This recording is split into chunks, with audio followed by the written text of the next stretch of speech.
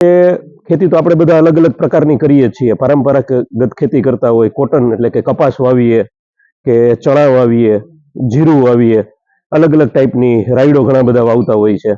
એમ દરેક જિલ્લા, દરેક રાજ્યની અંદરમાં અલગ અલગ પ્રકારની ખેતી થતી હોય છે.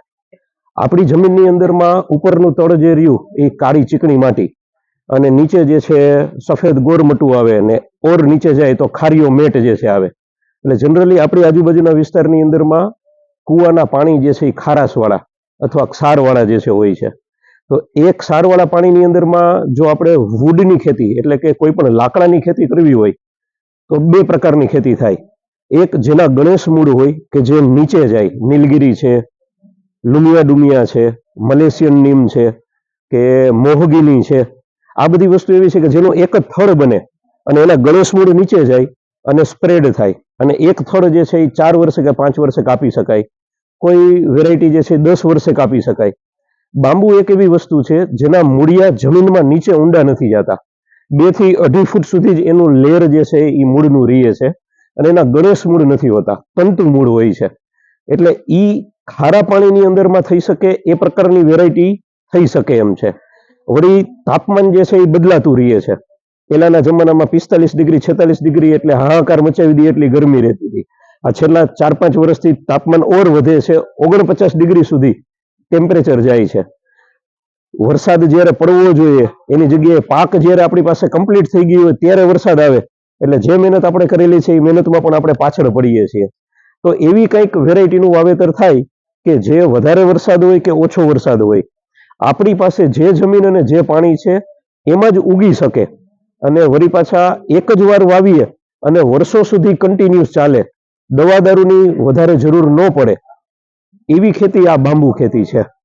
અને બાંબુ ખેતીમાં આપણે ગુજરાતમાં છીએ એટલે આપણે નસીબદાર છીએ કે આપણી આજુબાજુમાં પાર્ટિકલ બોર્ડની ફેક્ટરીઓ છે જે ભૂસા પ્લાયના બોર્ડ બનાવે છે. એ લોકોને પણ આ બાંબુ ચાલે છે. આજથી 3 વર્ષ પહેલા અમે લોકો MP થી 2-3 ટ્રક મગાવી બાંબુના, કારણ કે આપણી પાસે તો અહીંયા બાંબુ એટલું અવેલેબલ નહોતું. બહારથી ટ્રક મગાવીને અમે લોકોએ એક્સપેરિમેન્ટ કરેલો ત્યારે બાંબુ એમને ચાલી ગયું. હવે એમની ડિમાન્ડ છે કે રોજ અમને 25 ગાડી, 20 ગાડી કે 30 ગાડી મટીરિયલ આપો, પણ આપણી આજુબાજુમાં એવડું વાવેતર થયેલું નથી. અમે લોકોએ અલગ અલગ રાજ્યની અંદરમાં જ્યાં જ્યાં અલગ અલગ વેરાયટી વવાતી હતી એ વેરાયટીનું સંશોધન કર્યું કે કયા તાપમાનમાં, કયા આબોહવામાં અને લાંબા ગાળા સુધી 30 થી 40 વર્ષ સુધી વાવી શકાય એવી કઈ કઈ વેરાયટી છે એ બધાને જાણી અને પછી ગુજરાતની અંદરમાં જેટલા વ્યક્તિઓ એવા હતા કે જે કંઈક નવી ખેતી કરવા માંગે છે એ લોકોને પ્લાન્ટેશન કરાવ્યું. કોઈએ 1 એકડમાં કર્યું, કોઈએ 5 એકડમાં કર્યું, કોઈએ 10 એકડમાં કર્યું. આજની તારીખે 50-50 એકડ અને 100-100 એકડની અંદરમાં પણ આની ખેતી કરવા માટે થઈને માણસો કરી રહ્યા છે. આપણે બાજુમાં જ નાણકા કરીને ગામ છે, ત્યાં વાવેતર છે. માનસરની અંદરમાં વાવેતર છે. પછી નાના ભેલા જે રહ્યું ત્યાં બાઉન્ડ્રીની અંદરમાં જે છે આખી બાઉન્ડ્રીમાં વાવેતર કરેલું છે. આવું આજુબાજુમાં ઘણી બધી જગ્યાએ વાવેતર છે. 350 થી 400 ફાર્મર છે જેને અત્યાર સુધીમાં વાવેલું છે. પણ તે બધાનો પ્રશ્ન ત્યારે એવો હતો કે આને વેચશું ક્યાં. પણ છેલ્લા 1 વર્ષથી જે પાર્ટિકલ બોર્ડની ફેક્ટરી વાળા છે એવા 4 થી 5 ઇન્ડસ્ટ્રીયલિસ્ટ સામેથી આવ્યા છે અને એ લોકો એવું વિચારે છે કે જે ખેડૂત વાવેતર કરી અને કટિંગમાં પહોંચી જાય એ કટિંગ કરીને અમારી ફેક્ટરીએ મોકલી દે. આજની તારીખે એ લોકો 4800 રૂપિયા પ્રતિ ટનના ભાવે બાંબુ ખરીદવા માટે તૈયાર છે. કોઈ વ્યક્તિને એવું લાગે કે ભાઈ કીએ તો બધાય છે પણ કદાચ ન લઈએ તો, અથવા તો ભાવતાલ અત્યારે 4800 ચાલે છે, આજે વાવીએ 4 વર્ષે પહેલું કટિંગ આવે ત્યારે જે છે ભાવ બદલાઈ જાય તો શું કરવાનું. તો એ લોકો ઓપન એગ્રીમેન્ટ કરે છે જેમાં ખેડૂત કોઈ બંધાયેલા નથી. ખેડૂતને આજે 4800 નો ભાવ ચાલે છે, 4 વર્ષે કટિંગ કરીએ ત્યારે જે ભાવ ચાલતો હશે એ ભાવ પ્રમાણે તે લોકો પરચેસ કરશે, તે ખરીદી કરશે. અને એ ભાવ કદાચ આનાથી વધારે હોય, તે દિવસે 7 રૂપિયાનો ભાવ હોય તો 7 રૂપિયા પ્રમાણે ખરીદી કરશે. તેમ છતાં આપણને 7.25 રૂપિયામાં પણ કોઈ બીજા વ્યક્તિ મટીરિયલ ખરીદી કરવા માટે થઈને પ્રેરાતા હોય તો આપણે 7.25માં બીજે પણ વેચી શકશું. ખેડૂત કોઈ બંધાયેલો એમાં છે નહીં. એટલે વેચાણની જે મોટામાં મોટી સમસ્યા છે એનું સમાધાન ગુજરાતમાં છે એટલે ઇઝીલી છે. મહારાષ્ટ્રમાં અને એમપીની અંદરમાં ઘણા બધા ફાર્મરોએ વાવેતર કર્યું છે, કારણ કે ગવર્મેન્ટ એમ કહે છે કે ગ્રીનરી વધારવી જરૂરી છે. તમે હું પણ જાણીએ છીએ કે આજની તારીખમાં મશીનરી વધી રહેલી છે, ઇન્ડસ્ટ્રીઓ વધી રહેલી છે, ધુવાણા વધે છે, એની સામે ઝાડવાને આપણે કટિંગ કરતા રહી છીએ. તો જે બેલેન્સ રહેવું જોઈએ કાર્બન ડાયોક્સાઇડ અને ઓક્સિજનનું, એ બેલેન્સ ખોરવાતું જાય છે. એટલે જેમ ઓક્સિજન લેવો એ આપણી બધાની ફરજ છે, એમ ક્યાંક ને ક્યાંક ઝાડવા વાવવા એ પણ આપણી ફરજ છે. પણ જરૂરી નથી કે સેવાના ભાગરૂપે આપણે ઝાડવા વાવી. જો એમાંથી જ ખેતી થઈ શકે ને એમાંથી જ ઇન્કમ થતી હોય, એ પણ એકવાર વાવેતર કરીએ ને 30 થી 40 વર્ષ સુધી કન્ટિન્યુઅસ ચાલતી હોય, એટલે 2 પેઢી સુધી ચાલતી હોય, તો એ કરવામાં કાંઈ ખોટું નથી. જાજુ કાંઈ ન કરીએ તો સેઢા પાડે વાવેતર કરી શકીએ. આપણી પાસે 10 વીઘા જમીન હોય તો ખાલી 1 વીઘામાં પહેલા ટ્રાયલ કરી શકીએ. પછી આગળ આપણે સૂજે કે હા, આ વસ્તુ આપણને જેવી દેખાય છે એવી છે, તો આપણે આગળ એનું ખેતી જે છે એને વધારતા જઈ શકીએ. બાંબુ તમે બધાએ જોયા હશે, જંગલ વિસ્તારમાં લાગેલા કે આપણા જૂના જે છે લોકલ બાંબુ જે આવતા હતા, જેમાં કાંટાવાળી પ્રજાતિઓ ખાસ કરીને આવતી, એટલે આપણે બાંબુથી થોડાક પાછા ભાગતા હતા કે બાંબુ તો કાંટાળા હોય, એ થોબડું થાય એટલે એક હારે બધા ગુચાઈ ગયા હોય, એને કટિંગ કરીને કાઢવું ને એ બધું ઘણું તકલીફ વાળું કહેવાય. પણ એવું નથી, બાંબુમાં ઘણી બધી પ્રજાતિઓ છે. આજની તારીખે ગુજરાતમાં થઈ શકે એવી 21 થી 25 પ્રજાતિઓમાં અમે લોકો કામ કરીએ છીએ. સીધા થાંભલા જેવા જે બાંબુ થાય ને, એ ટાઈપની પ્રજાતિઓ પણ છે. તમે લોકો જો 26 જાન્યુઆરીએ ફ્રી હોય તો અમે લોકોએ એક બેઠક રાખેલી છે 26 જાન્યુઆરીએ. ઓલ ગુજરાતના મેમ્બર ત્યાં આવવાના છે વાંસને સમજવા માટે. જે લોકોએ વિડીયો જોયેલા હોય, કોઈ બાંબુ વિશે કોઈની સાથે વાતચીત કરેલી હોય કે કોઈના ફાર્મ ઉપર વિઝિટ કરી હોય, એવી જ રીતે મોડલ ફાર્મ બનાવેલું છે. એક જ જગ્યા ઉપર 21 પ્રકારની વેરાયટીઓ વાવેતરમાં લીધેલી છે. એ સિવાય બેરરલેન્ડ, એટલે જ્યાં ખેતી લાયક જમીન નથી, ખેતી કોઈ કરતા નથી, બાવળિયા જ ઉભા હોય, એ બાવળિયા કાઢીને ત્યાં પણ બાંબુ વાવેલા છે. 6 મહિનાની અંદરમાં ઈ બાંબુનો કેવો વિકાસ છે તે પણ ત્યાં અમે દેખાડીએ છીએ.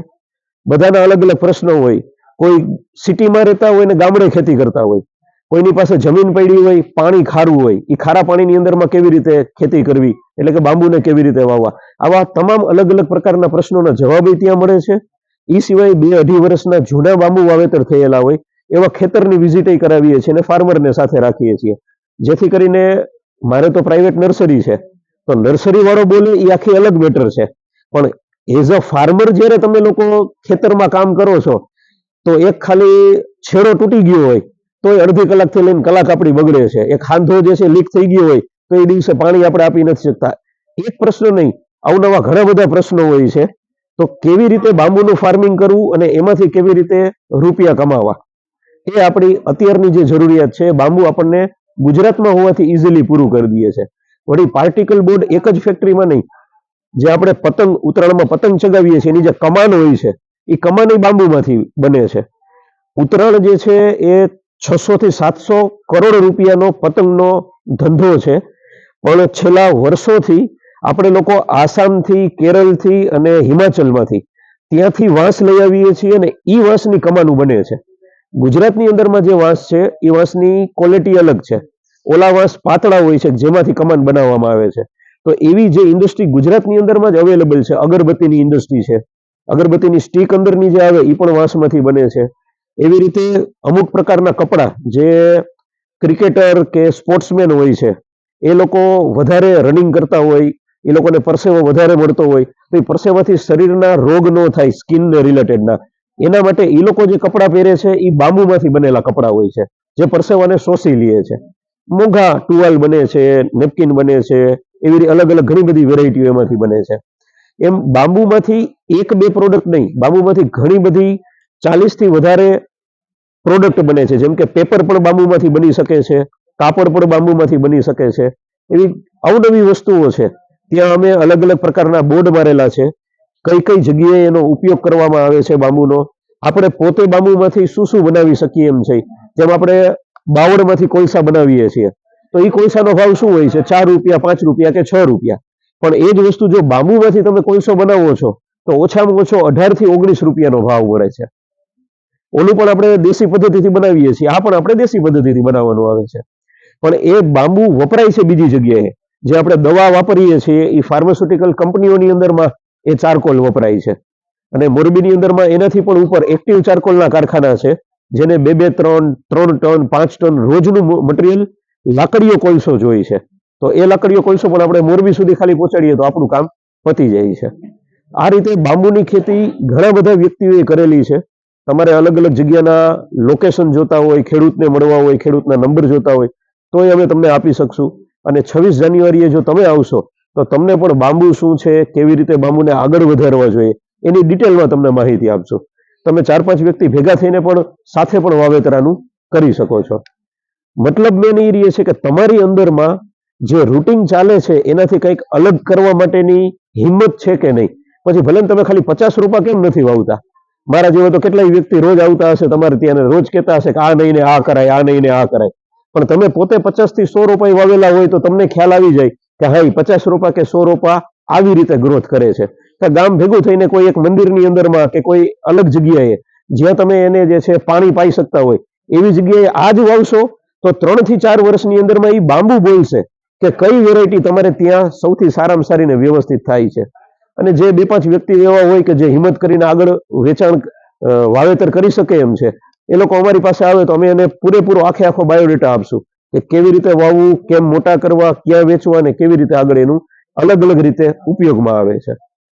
તો આના માટે તમને કઈ પ્રશ્ન હોય બાંબુ રિલેટેડના, કારણ કે અમે તો અત્યારે આખા ભારતમાં 2 વાર ફરેલા છે એટલે અલગ અલગ ઘણી બધી વસ્તુને જાણીએ છીએ. પણ બાંબુને રિલેટેડ તમને કઈ પ્રશ્ન હોય જે રૂટિન ખેતીને રિલેટેડ નહીં હોય તો એ પણ તમે પૂછો તો એનો તમને જે છે જવાબ મળી શકે. ક્યારે વાવવું જોઈએ, શું કરવું જોઈએ, કઈ પણ. હા, આપણે જે હળવદની અંદરમાં વાવેતર છે, આ બાજુથી કરી તો મોટા ભેલામાં વાવેતર છે, માનસરમાં છે, બોરખીજડીયામાં છે, પછી નાના ભેલામાં છે, બગથડામાં વાવેતર છે, એના સિવાય ચાચાપરમાં છે, નસીબપરમાં છે, આપણા નજીકના જ ગામની વાત કરીએ તો, પછી ટંકારામાં છે, રાજકોટ છે, ભુજની સાઈડમાં છે, ભાવનગરની અંદરમાં છે, અહીંયાથી અમદાવાદ સાથેનો આખો બેલ્ટ જે રહ્યો હળવદમાં છે, સરામાં છે, દીગડિયામાં છે, લગભગ જે છે 300-350 ગામડાની અંદરમાં અત્યાર સુધીમાં વાવેતર થયેલું છે. કોઈ પણ વ્યક્તિ આજુબાજુમાં ગમે ત્યારે બારે ક્યાંય જતા હોય તો એકવાર ફોન કરી લેજો. અમારો ફોન નંબર જે રહ્યો એ 99099, તમારે લખવું હોય કે સેવ કરવો હોય તો 99099 873 આ અમારો ફોન નંબર છે. અથવા તો સાહેબ પાસેથી પણ ગમે ત્યારે તમને જે છે એ નંબર મળી જશે અહીંયા. અને જી આ બધું દરિયો જ છે. હા, બરાબર છે. એના માટે થઈને તમારે બેડ બનાવવા પડે. જેમ આપણે દાડમ વાવતા હોય કે બીજી કોઈ પણ પ્રકારની વેરાયટી વાવતા હોય એને જે રીતે બેડ બનાવી છે એમ 1 ફૂટના ઉપર બેડ બનાવી નાખો, 1.5 ફૂટ મોટો, એમાં તમે વાવેતર કરો અને ડ્રીપ ઇરિગેશન કરી નાખો, એની અંદરમાં થાય. તમારી પાસે કુવામાં જે પાણી હશે એ જ આવશે. આ ખારા પાણીની અંદરમાં 3500 થી લઈને 4000 TDS સુધીની અંદરમાં 3 વેરાયટી થાય છે જે ખારા પાણીમાં છે. મેં બગથડાની અંદરમાં 10 એકડમાં વાવેતર કરેલું હતું. એ 10 એકડના વાવેતરમાં 3 જ વેરાયટી સક્સેસ થઈ. અમારે ત્યાં 2700 થી 2800 TDS નું ખારું પાણી છે. અને આ જ રીતે જમીનમાં તમે કદાચ પાણી સંગ્રહ કરો તો એ ખારું જ થઈ જાય છે. એમાં અહીંયા કટંગ ઉડાડો જેમ આવશે એમ પાણી બગડતું જશે, એ ખારાશમાં જ કન્વર્ટ થઈ જશે. બરાબર વાત છે તમારી. એમાં જે મીઠા પાણીની વેરાયટી રહી ને એ વેરાયટી નહીં થાય. એમાં ખારા પાણીને રિલેટેડ જ વેરાયટી થશે. ટી ઓલિવરી કરીને એક વેરાયટી આવે છે, કટંગ કરીને વેરાયટી છે, જે ખારા પાણીમાં થવા માટે સક્ષમ છે એ જ આપણે થઈ શકશે. અને જાજુ નહીં, 10 રૂપિયા 20 રૂપિયા જે છે એ લઈ આવીને તમે એકવાર નાખો અને તમારે અહીંયા ઓકે થઈ જતું હોય પછી તમારે આગળ વાવેતર કરવાનું. આ આખી વસ્તુ એવી છે જે ટ્રાય અને એરરની છે અને આની કોઈ બુક બનતી નથી. અમે લોકો અત્યારે આખા ભારતની અંદરમાં 1200 ફાર્મર હારે કામ કરીએ છીએ જેને બાંબુ વાવેતર કરેલા છે. રોજ એ લોકોના કડવા અનુભવને સાંભળીએ અને બીજા હારે વાત કરીએ. એ લોકો એમાંથી સોલ્યુશન કાઢે કે મારે આવું થયું હતું પણ મેં આ કર્યું એટલે મારે આ સોલ્યુશન મારું થઈ ગયું. એ ઓલાને કહે કે ભાઈ આનું સોલ્યુશન આ છે. એક હાથે શીખીએ છીએ અને બીજા હાથે આપીએ છીએ. એટલે આના સિવાય પણ તમને જેમ સાહેબે કીધું એ પ્રમાણે ગમે ને કાંઈ પણ પ્રશ્ન હોય બાંબુ રિલેટેડ અને કા બાંબુને સમજવા માટે થઈને એકવાર પહેલ કરજો, આવજો તો તમને વધારે મજા આવશે.